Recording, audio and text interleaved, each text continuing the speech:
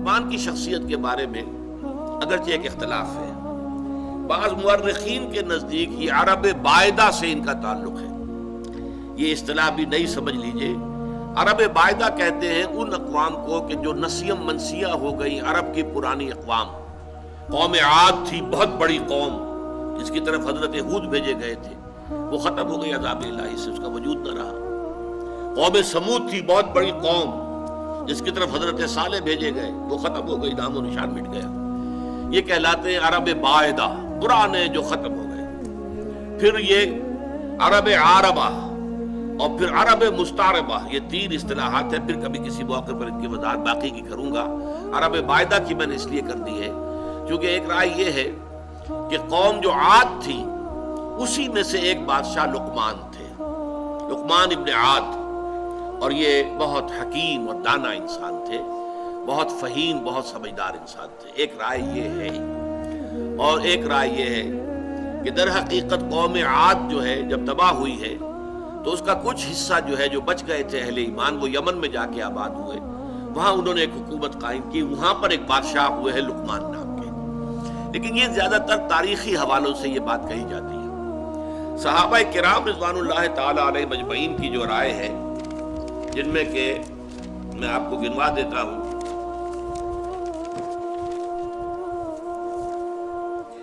ابو ہریرہ رضی اللہ عنہ، ابن عباس رضی اللہ تعالی عنہما، جابر بن عبداللہ انصاری رضی اللہ تعالی عنہ، پھر یہ کہ تابعین میں سے سعید ابن مسیب، مجاہد، اکرمہ رحمۃ اللہ علیہم، ان سب کی رائے یہ ہے کہ یہ اصل میں سوڈان کے رہنے والے سیاہ فام انسان تھے، اور سوڈان کا جو شمالی کنارہ ہے نوبیا کہلاتا ہے، وہ تقریباً مصر اور سوڈان کے درمیان پڑتا ہے، وہاں کے رہنے والے تھے، پیشے کے اعتبار سے کارپینٹر تھے، اور یہ آ کر عرب میں آباد ہو گئے تھے۔ اب یہ گویا کہ اس اعتبار سے یہ کوئی خاندانی اعتبار سے بھی کوئی وجاہت نہیں تھی، پیشے کے اعتبار سے بھی کوئی وجاہت نہیں تھی، کوئی دولت و ثروت بھی نہیں تھی، دنیاوی اعتبارات سے کوئی اس طرح کی معروف شخصیت نہیں، لیکن اللہ نے حکمت عطا کی تھی۔ وَمَن یُؤْتَ الْحِکْمَةَ فَقَدْ أُوتِیَ خَیْرًا کَثِیرًا، سورہ بقرہ میں فرمایا جسے حکمت عطا کر دی جائے اسے تو گویا کہ خیر کثیر عطا کر دیا گیا۔ تو ان کی حکمت اور دانائی جو ہے اس کی بنا پر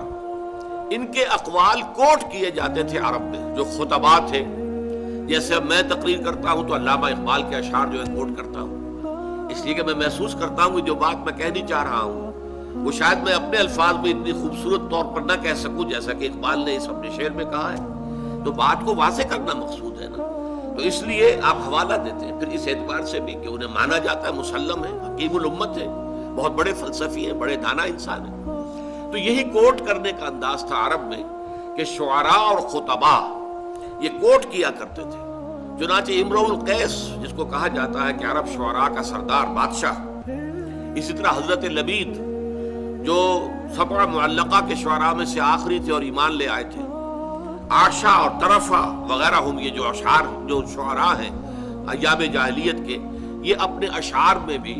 لقمان کے اقوال کا، دیکھو لقمان نے یہ کہا تھا، دیکھو لقمان نے یہ کہا تھا، اس اعتبار سے ان کا چونکہ حوالہ دیا جاتا تھا۔ اور بلکہ تاریخ میں یہ آتا ہے کہ حضور صلی اللہ علیہ وسلم سے